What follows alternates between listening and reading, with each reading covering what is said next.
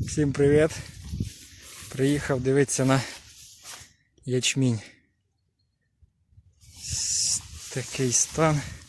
Були дожді, влаги хватає.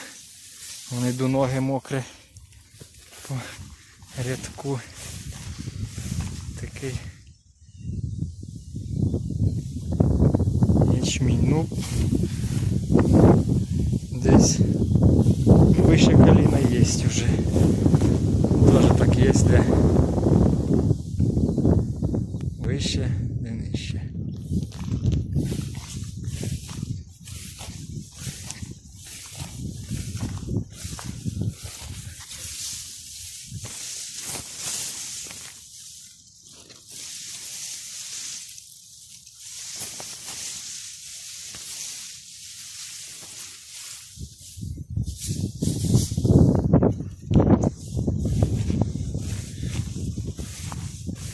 Болячок поки